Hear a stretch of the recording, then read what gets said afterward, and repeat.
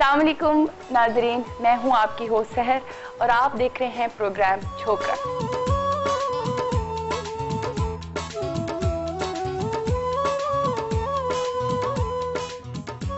नाजरीन, अपने इस प्रोग्राम छोक रंग में मैं आपको मिलवाऊंगी जिंदगी के मुख्तलिफ शोबाजात से ऐसी शख्सियात जो अपनी जिंदगी में कामयाबी के झंडे गाड़े हुए हैं।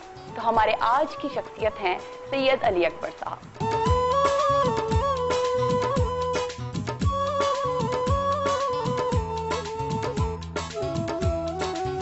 1970 में मेरे दादा मेंबर ऑफ पार्लियामेंट बने और फिर उसके बाद मेरे वालिद साहब जो हैं वो 2 दफ़ा बने। एजुकेशन थी वो मेरी एचएसएन कॉलेज की थी शुरू से।